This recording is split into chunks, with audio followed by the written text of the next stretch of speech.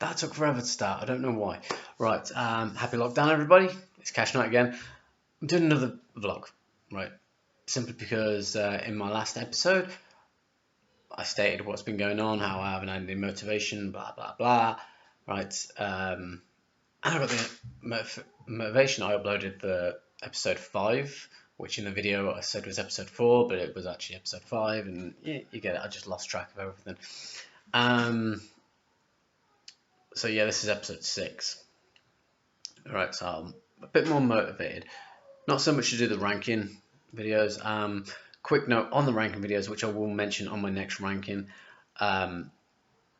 People have been saying, like, what are you reviewing? Are you reviewing? There was one comment saying, like, are you really reviewing this or whatever?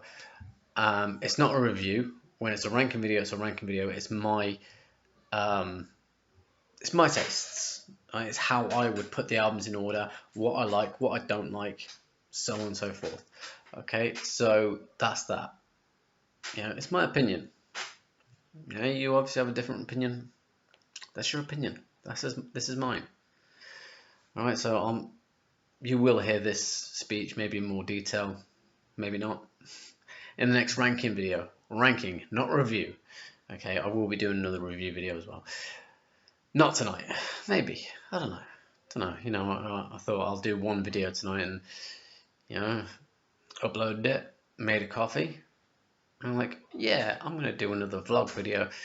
And I'm going with part 3 to the hot space story. Right now, this is the furthest I've ever got. I've tried to document the hot space story several times, like more than several times, throughout the past, like 18 years or whatever it's been. Yeah, about 18 years, but never really got that far. I think I did start writing and I got into year 2, but then I lost it. I lost the phone or wherever I was writing it on.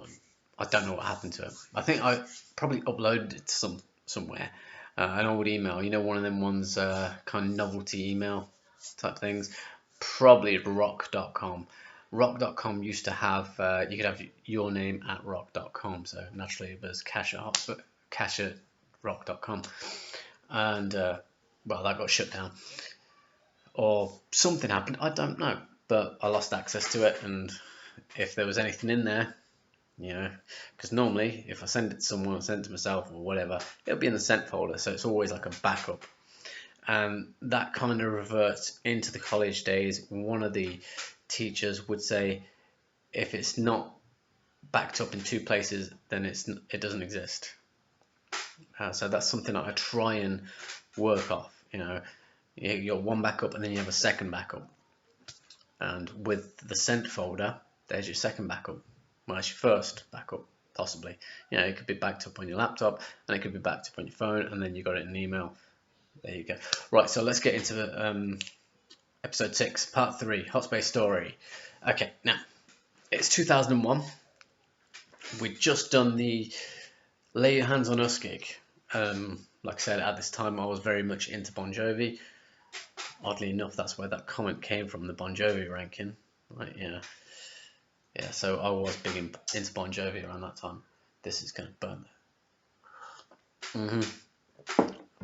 Yeah, I keep making that mistake because it's got no milk. It burns my tongue. Right. Anyway, okay, so we've just done these gigs now.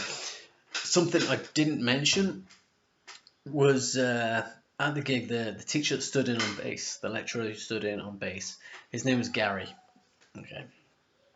So after that gig, I'm not sure how, I think I just realised, but I had the realisation, like, damn, we can't do everything,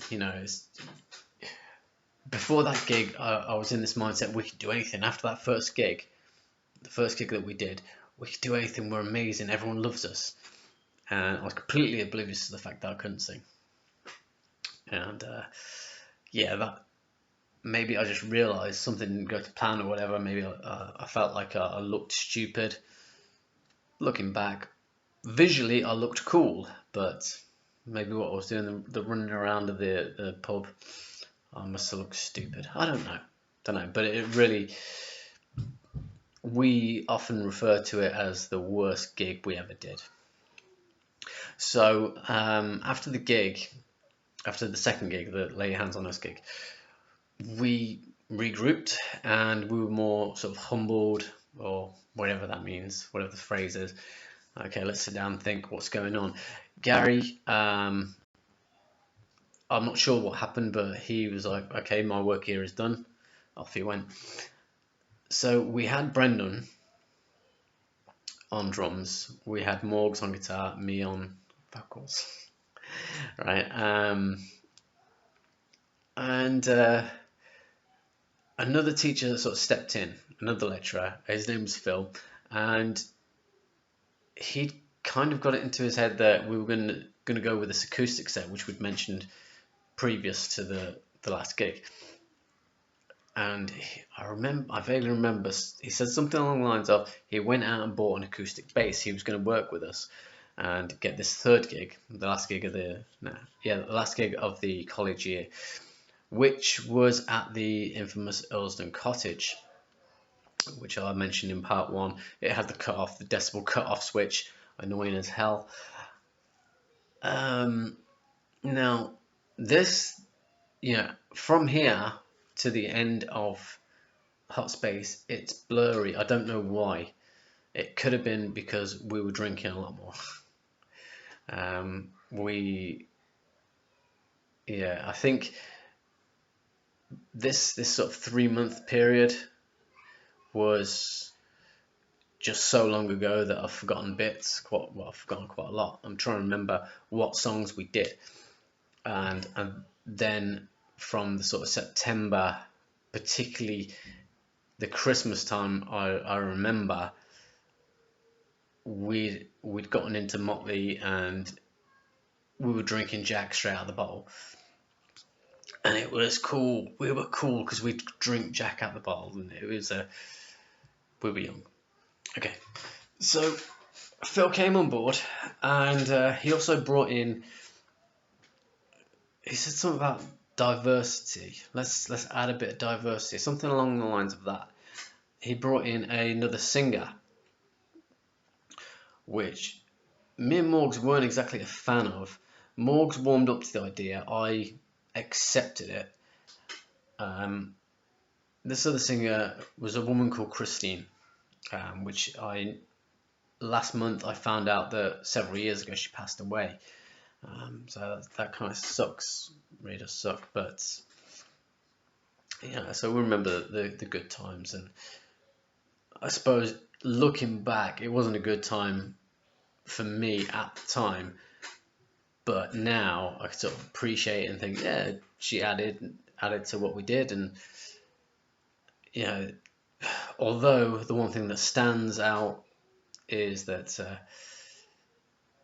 I hate a Queen song because of this gig, right? So what were we doing? That's the question. What were we doing? I remember trying to write a ballad. I think I was trying to write a ballad called Rose on Fire. What was there was a promo video, music video. I think it's Motorhead, Eat the Rich. Yeah, it's Eat the Rich by Motorhead. At the end, there is a rose burning, and it just had an effect. It was just like, wow, that looks so cool. And so I had this idea of writing this power ballad type thing called Rose on Fire, which we never finished. We had bits and so on and so forth. So that was us on the originals front. I don't know what we were doing in the studio. Honestly, I don't know. All I really remember is the live stuff, the rehearsals, and good stuff. Okay. So we decided, this part's going to be real quick. We decided, and Christine decided she wanted to cover Don't Stop Me Now by Queen, right? Me and Morgs always had it in our head, you don't cover Queen.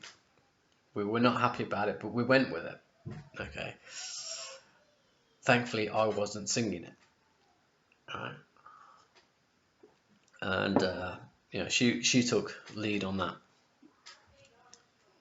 Well, so we wanted to do Sanity, Edge Sanity. We were like, okay, we want to put our originals in the set. I remember that we had Sanity and Invincible. We also decided to pull back Lay Your Hands, because Lay Your Hands was it seemed significant to me particularly that was what blew my head away. You know, thinking back to when I can still remember the feeling of when I held out the mic and everyone sort of sung back to me, and it's the feeling of, I can still remember it. And so we wanted to get that again. We thought, yeah, let's just, how bands do, they bring out the classics, and to me that was kind of like bringing out a classic. Okay, it wasn't our own, and we were working on getting our own classics, which inevitably would be Sanity and Invincible. Well, not so much Invincible, but in our minds at the time it was going to be Invincible. Later it became Sanity and 60. 90s sucked. It was never performed live, right? Damn, we didn't actually do that many. Neither was Rock On. Rock On wasn't performed live. Okay, so we did Lay Your Hands, we did Sanity, we did Invincible, we did Don't Stop Me Now. And you know what? I have no idea what the opening song was, right? Don't know. Hang on, let's work this out. Okay, we've got Sanity, Invincible.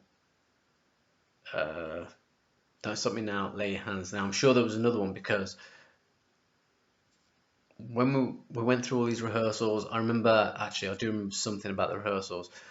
We were trying to do Sanity, and it was just me, Morgs, Brendan, and Phil in the rehearsal room.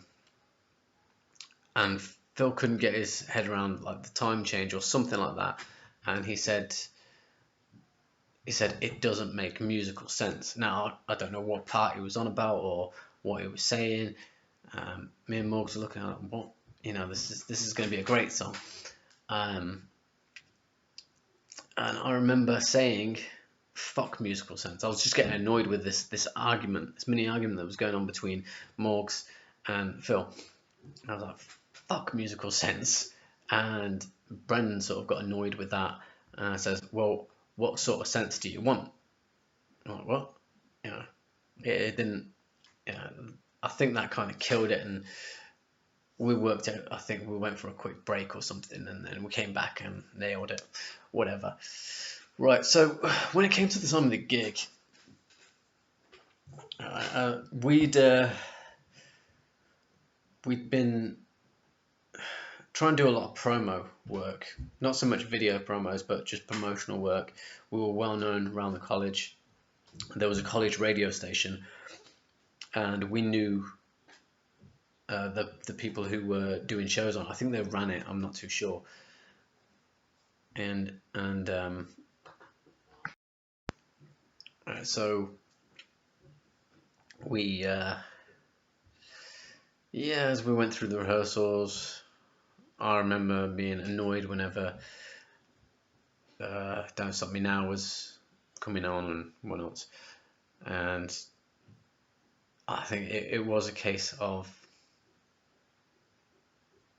I sort of said that I wasn't going to be doing vocals on that. I think maybe there was an original plan for Christine to take one verse, I took the second verse, but I was like, nah, I ain't doing that. Something like that. Maybe it was just fully like her was going to take the main spot on them songs. I know she did two songs.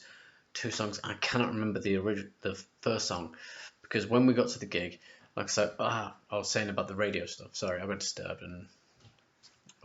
Right, the radio stuff. We'd made friends with the staff who ran the college radio.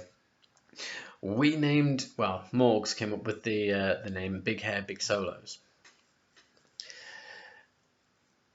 And there was a radio clip. I did have it. I had everything we did on a CD. I lost the CD. and that part was just called radio clip. And it was saying, like, at the time, originally, when this broadcast went out, we were supposed to be doing it in the college, like, and then it eventually got changed to the Earlston College. The person who was announcing it saying, like, Hot Space doing their gig, big hair, big solo. Got it wrong. It's big hair, big solos. It was spelled with an S, so there was no Z to try and be cool. And we didn't give her enough information because we didn't have it. And to be honest, I didn't think we needed to. I don't know. Don't really know. But it was a real quick radio clip. And yeah, so that was the promotion. We started. There was something around this time. I think, no, maybe it was in the second year. Maybe it was in the second year. Right, yes, it was in the second year, I think. Okay, so we'd got to know people in the performing arts group as well. And we were going for, or me, I was going for a more glammy sort of thing on the go. I had this outfit, which was way too big, so it looked like a genie suit. It was full of blue sequins, like chest open and whatnot. And the night before the gig, I even put on a bit of fake tan on my chest. Alright. Tried to do my hair a bit. I had my glasses, the round shades, with metallic, the classic 80s sort of thing. And I got some girls to see if they'd do some makeup for me. Just, I don't know. I liked them. So I got them to do it. I asked them if they'd do makeup, like eyeshadow and stuff. So they did that. Yeah, that's pretty much all I can remember, apart from going to the gig, being broke, right? So we were in there, and it was a 2-bar thing. So you had the normal bar, like as you walk in, you got the normal bar there, and then you got the back room, which is where the live stuff went. Me and Morgs went into the bar bit. We were both broke. So I also just remembered something.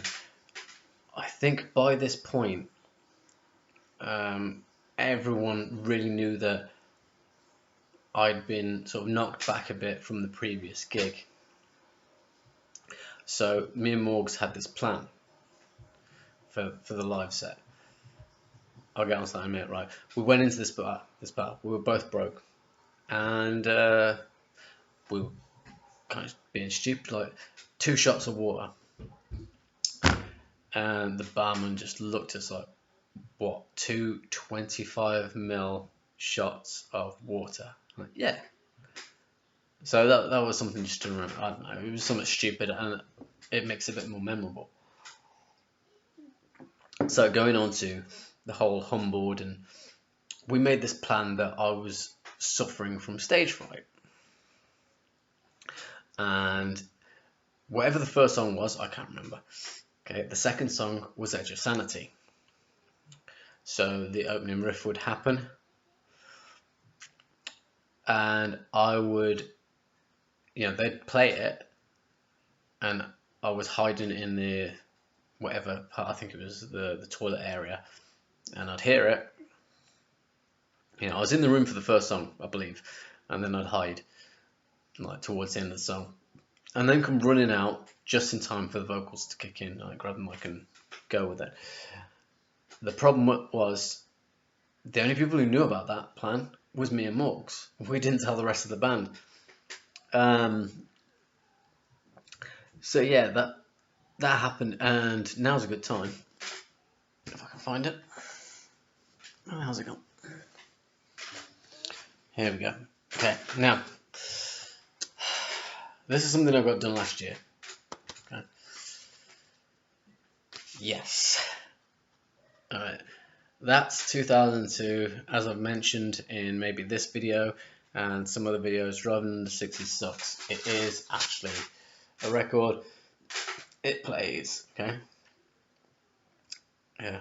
So I designed this, got it made.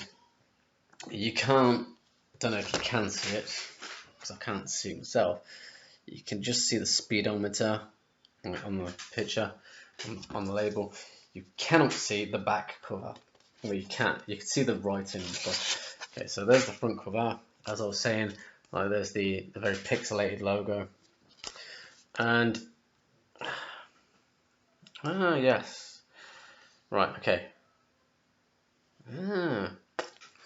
Okay, so you can't see the picture in the back. It was too dark. It looked light on my laptop, but when it went through, it was too dark. All it is like a grayed out black and white version of that without the speedometer, if you can see the speedometer there. And why I'm showing you this now is because the B-side is Edge of Sanity Live, and it also has this little thing. I made notes. Where was it? Down here. Okay. Recorded 2001 at the Big Hair Big Solos show. I'm reading this backwards, alright. At the Earlston Cottage, Coventry. Features Brendan Casey on drums, Phil Hickman on bass, and Christine, because I didn't know her surname at the time, on guest vocals. Okay, so I managed to pull that off the video. I did have the video, I lost it, or I lent it to a friend or something like that. I had videos of every gig apart from the last one we did, which I'm hoping Steve has got. I know he videoed it, I forgot. And I think he had all the other ones. But, yeah, so that's... Both those songs are actually on YouTube. I will link them. They're in the description for the other video and so on and so forth. But that is the live version, and you will hear Christine shouting, "Where's Khash?" and shouting me. Basically, we just didn't tell anyone because I don't know why. Thinking about it, I don't know why we didn't tell the rest of the band that we're going to make out that I'm suffering from stage fright. So I came running through, and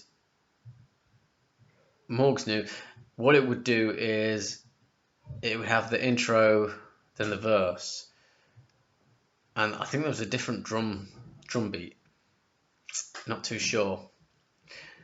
And you can hear Morgs playing the guitar, and then it all stops, and you hear him say, "Oh, it's Brendan."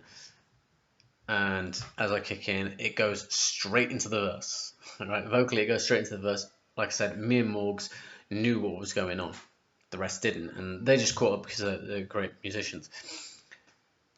No offense, but Christine was not supposed to be on the stage, and I always said she would not get off my stage. Alright, fair enough. She didn't know the song, that's the thing. She just improv'd it. Just adding little bits here and there. So I came running out with this big old genie suit, as I call it, and my glasses on. I didn't have a bandana on.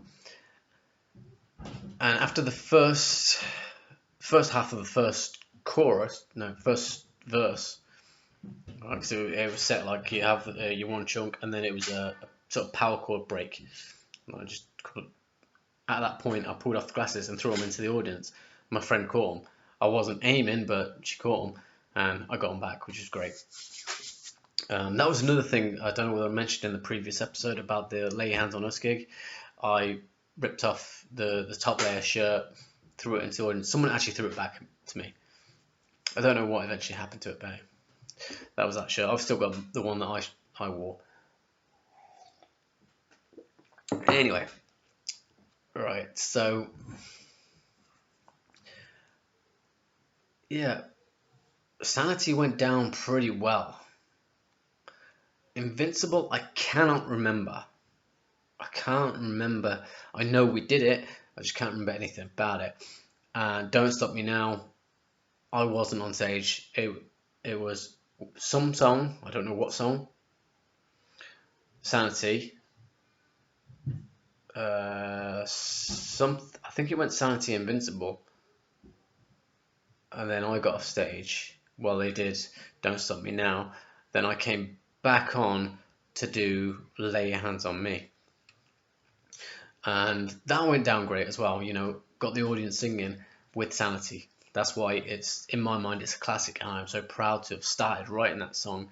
And then when I showed it Morgs, he contributed to it more. And you know, that was the gig. That was the Big Hair Big Solos gig. From what I remember, that whole section is a blur. Which, you know, it's kind of gutting. You know, I wanted to write a book, yeah, based on going into the second college year. I got distant and deluded and stuff. So there was a reason to write the book, and it was how not doing this or not doing that changed the path I was on, you know, so to speak, and not being able to remember a lot of what happened when I started writing that. It was only 2005, so it was still pretty fresh in my head. Anyway, like I was saying, Rose on Fire. We had this idea lyrically, and Morgs came up with a guitar, like melody, riff type thing, which I've got on mini discs somewhere. Again, same problem, mini disc. And over the summer, we were in a lot more contact, and so we're going over. This is when I got introduced to Implitry and Yngwie Malmsteen, and we're like, yeah, let's shred and stuff. Let's speed up the tempo. And I remember trying to write, you know, working on Rose on Fire while trying to sing like Rob Rock with what was that song? Kingdom of Light. Yeah, I was trying to sing that, and apparently various parts I hit the notes, which was good. You know, it's something to be proud of.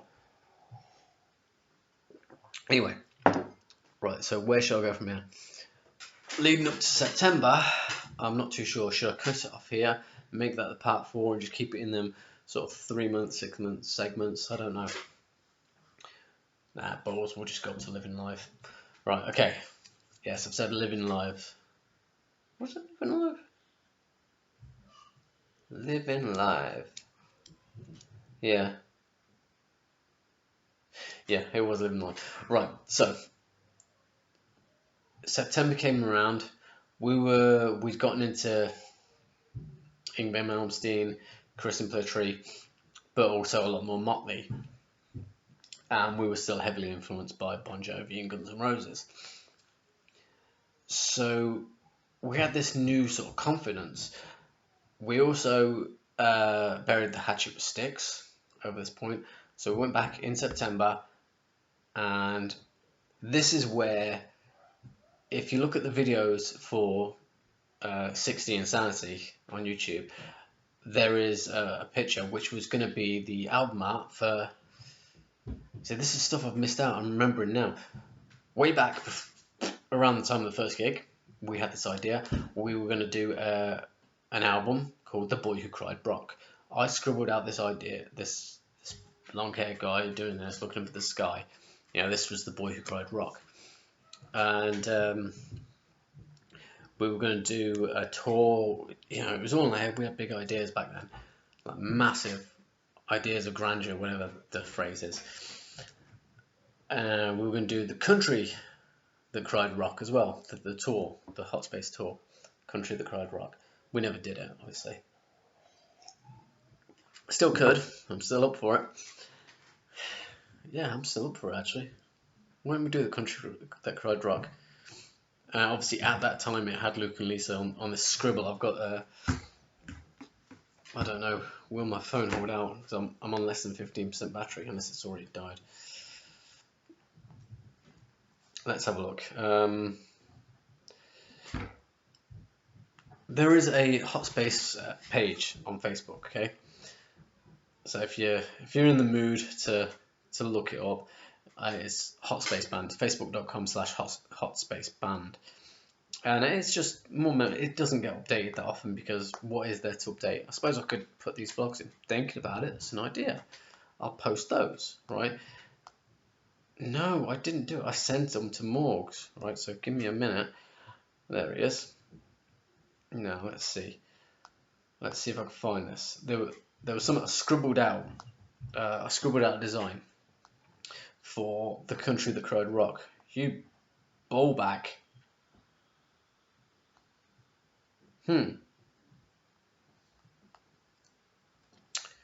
Damn. I sent it. I'm sure I sent it him. Balls. Rat stuff. Interesting. So I'm going through this stuff. Going through. Okay. Now I've sent Morgs more than this. Facebook is playing up, obviously. Maybe it's in my photo album. See, like I said before, this is off the cuff. You know, it's not scripted. I took a photo because I went in the attic and I found this like plastic wallet type thing. I'm not too sure what they're called. You know the binders, the old fold files as I used to call them. You know, back when in school they were called files. You know, the ring binder thing, and you had them plastic wallets. I had one of them full of old hot space stuff, and it was quite a surprise going through it. Yeah. Ooh. So much crap on here. So much stuff I've done on Photoshop. Just random crap. I'm going through. Still going through. Like I said, I'm bloated. What's that? Oh no, that's not it. Oh, we're getting somewhere. I think we're getting somewhere. Smoky and Fuzzy. Studio. Aha. Now it's Smoky and Fuzzy stuff. Balls. Okay, I'm still going through. Yeah, because we're at an intersection anyway, and I'm going back on something. Blah blah blah. I don't know. Come on. I know I took a photo of it. Wait, what's this? What is this? Ah. Okay, that was when I first... Okay. What's this? No. That's me in the attic. I know that much. I know these pictures were taken in the attic. See, I did try and do a solo project back in 2003, 2004. And it was going to be called Solo Sanity.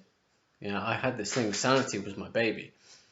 So I was going to do Solo Sanity, which was going to be the album or EP, which later turned into Signs of Sanity, which was like it was the EP before the Solo Sanity. Solo being a play on Solo from Hot Space. And what the hell is that? Oh no, I know what that is. It's about wrestling stuff. Haha. Who goes on when? Yes, I did wrestling a few years ago. I love wrestling. Okay, bear with me. Just bear with me. And it's not here.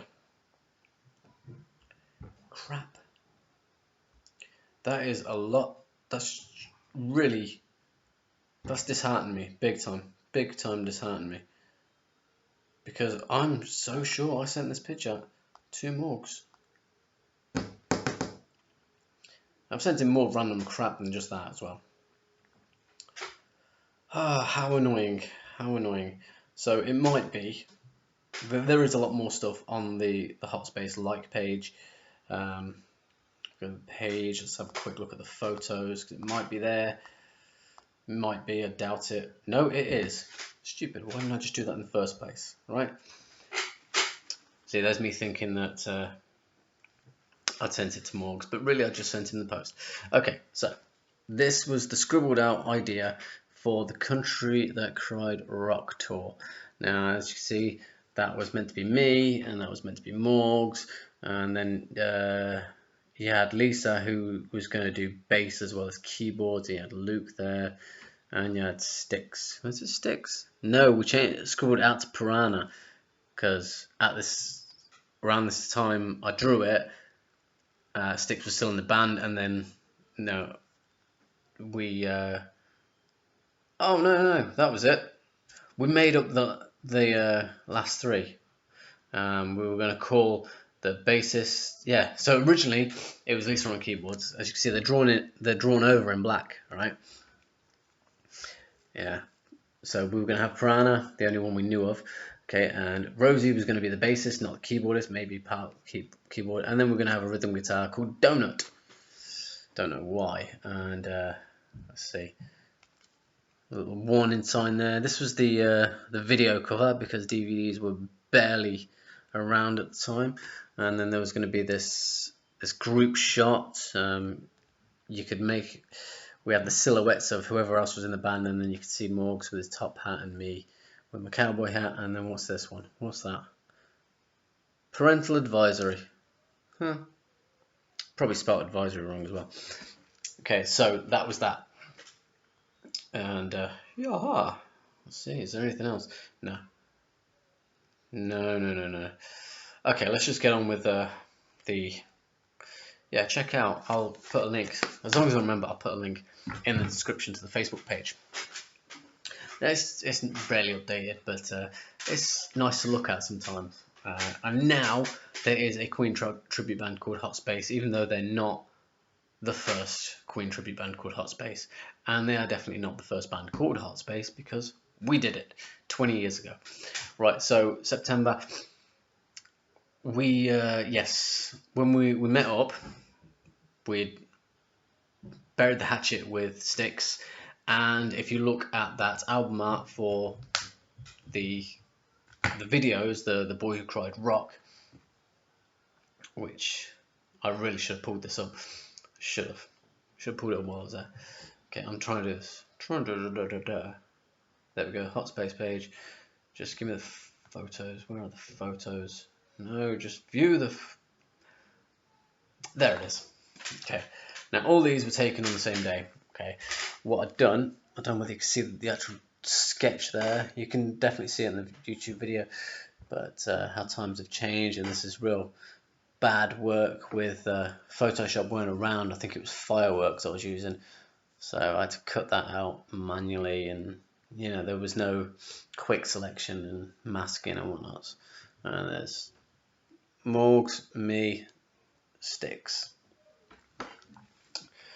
We were the core members. That's quite an iconic picture. Looking back at it, very iconic. Could use that. See, the Country Who Cried Rock tour. We could do it. Damn, that'd be in the book as an archival thing. Yeah, right. So all those pictures were taken that day when we came back. I was filled with a lot more inspiration, although I kind of knew my limits. We had the chance to take lessons, and I was like, I want to learn to do more singing, because I know, I think after that second gig we did, it kind of hit me. I couldn't sing. Maybe it hit me. I don't know. But I was like, I need to get better. So vocal lessons and piano, right? Because I'd not long seen the Use Your Illusion 2 tour video. I never had number one. So I was like, yeah, let's do this whole November Rain thing. Anyway, so now, beginning of that year. Right, so this was 2001, September 2001. Right, there were a few new people. Yes, I remember. Wow, I've just realised. There was this guy we called Snake. We liked Skid Row as well. And he loved Skid Row. Right, this guy here. His name's Sebastian. Okay. Don't know whatever happened to him. Sebastian, if you're out there, you recognise this picture, it's you. Be great to catch up. I ain't seen you since college. It'd be great to catch up with you. Last I heard, he went back to South Korea. Okay. Yeah. The other person is not on this one, but we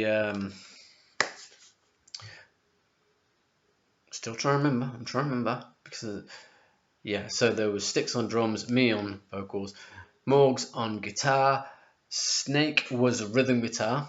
Sebastian Snake. I think also at the time he had a jumper which with a big S on it, so it kind of went with the whole Snake thing. I don't know. I think he kind of got annoyed with being called Snake. There was this picture which I thought was great. I think we were in the studio, and I'd seen this thing on the Warrant website, where it was just the backs of them, and Johnny was just doing that with his hair, and just from the back. And we tried to recreate that with just the three of us. I think it was the three of us anyway. Yeah, it was me, Morgs, and Snake, and I was doing that, and it looked like Snake was having a piss. It really did, because you could sort of see his elbows, but you couldn't see where his hands were. It just looked like he was having a piss. So that was that. And there was the first on bass was someone who was in the very first year, the public mud bath, but she was in the other group. And that first year, her name was Linda. I think she was in that one. Must have been, because I knew her. I'm sure I knew her. We've recently reconnected, which is pretty cool. Recently, over the past few years. She was on bass, but we had to have another name for her for some reason. Don't know why. We called her Gin, because she liked Guinness. So it'd be Gin, or well, it's just Gin. Gin. No, Gin. That was it, Gin. Whoa, Gin. I never thought of the drink gin. Throughout the 20 years, or 19 years since that name was put in place, Gin. I always thought gin as in genie, Wishmaster. Okay, so rehearsals. I can't remember much about rehearsals, in all honesty. Can't remember much about anything, studio time or anything like that. I know it was a lot. It seemed to be a lot easier. Was this? Yeah, over these 3 months up to December. I can't remember what happened. We decided to cover. Yeah, Styx wanted to cover Teenage Dirtbag by Wheatless.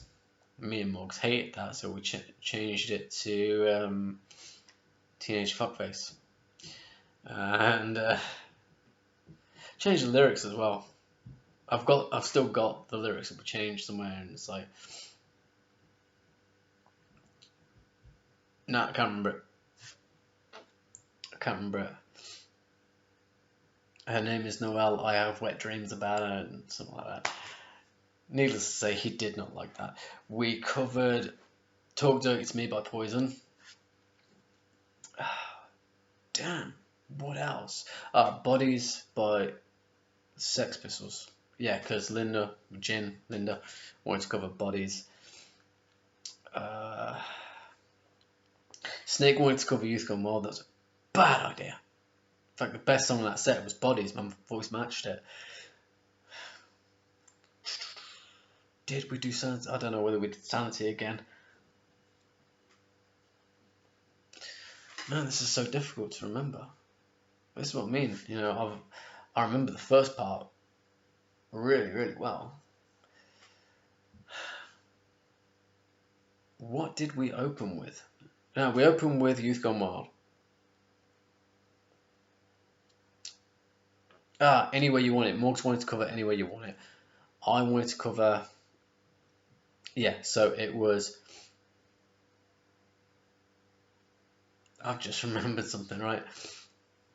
In the canteen, everyone had grown close together. There was there's this guy, Tigo, right? He later got named Uncle Tigo. I can't remember why. It was something to do with that guy there, Uncle Tigo. Something to do with the website. It was like a Dear Deirdre thing, which we never got any question. He never got any questions, but that was the idea in place. Right, so there was that, and there was, we were on the canteen. See, I'm going back and forth, don't worry about it. This is in the same sort of period of time, September to December 2001.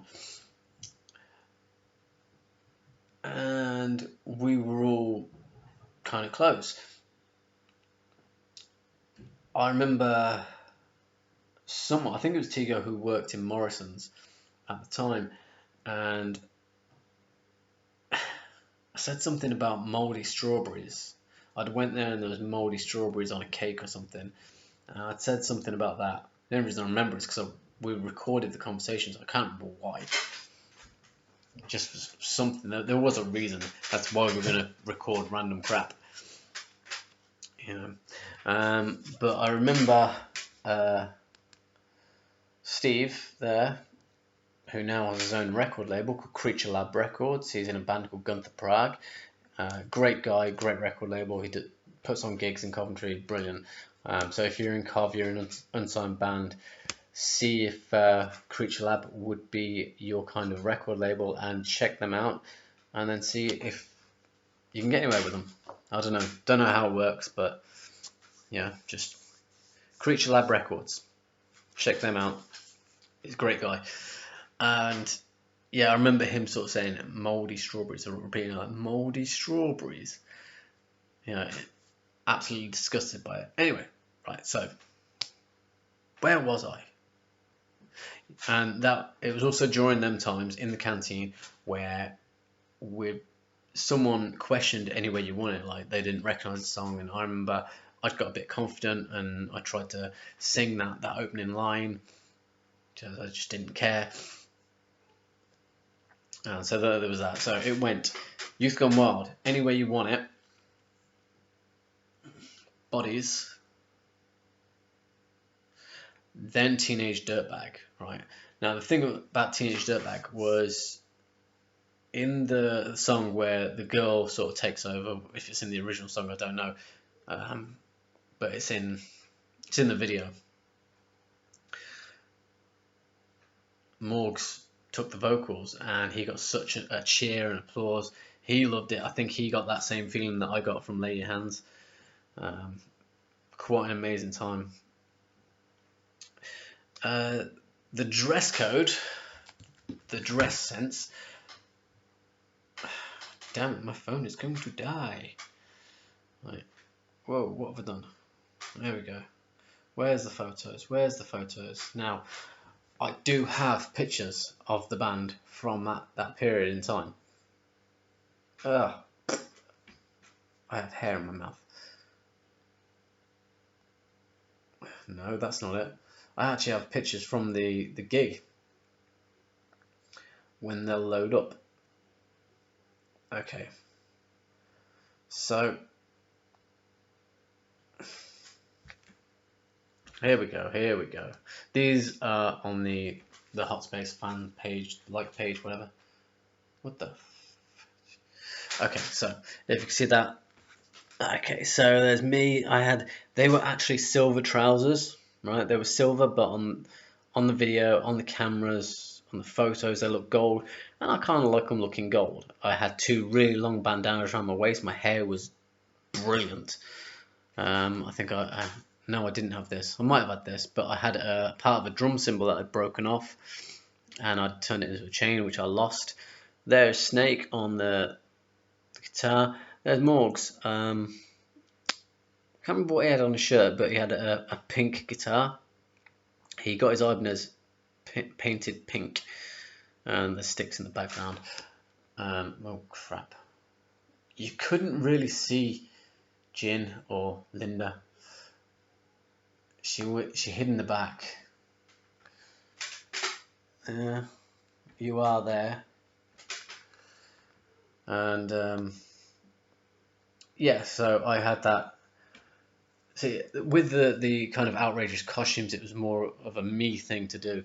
Yeah. So where is it? So there's my long bandana. And I took my old school blazer and what remaining leopard print I had from the Lay Your Hands on Us gig print for that I had on my trousers. I made a K and sewn it onto the back. That was that. I broke my phone. Right, so yeah, that was the set. Then we would go into yeah, there was an idea, right? Morgs knew how to play Beethoven's Fifth Symphony on guitar, but a little bit faster. Again, we'd gotten into Yngwie, or Wingy, as me and Pete call him. And so I remember I was hyped up with the crowd going wild for Morgs doing his bit. And so I was kind of screamed, "Give me some Beethoven," and he kicked into "Talk Dirty to Me," Poison. That was also the gig. Hang on. That was also the gig where somehow I kneed myself in the head during. I'd run around the stage. No, it wasn't on stage. It was outside. I was practicing trying to do a kick, David Lee Roth style, and I kneed myself in the head. I don't know how. I know we'd had a bit to drink. I had a bottle of Jack, and we were drinking a little bit, not much, not too much. Did I have? No, I didn't know. Right. So that was that gig. It was a good gig. It wasn't bad. I'm gonna cut it off there. There isn't much. A lot of it's missing between the gigs. I can't remember anymore. It's a shame. I'm hoping that maybe other people remember, maybe Morgs remembers what happened in between, and maybe Linda does, or Snake if you're out there somewhere. Sticks, even though, yeah, maybe during this year because he was with us all year. But yeah, that'll do.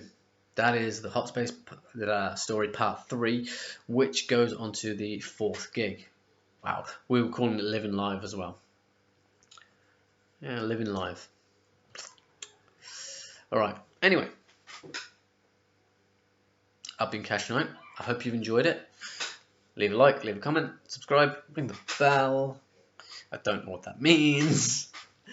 Alright, and I'll catch you next time. Stay safe. Mam Sabula. I can't find the stop button now. I'm in a fun mood. I'm not going to do part 4 now.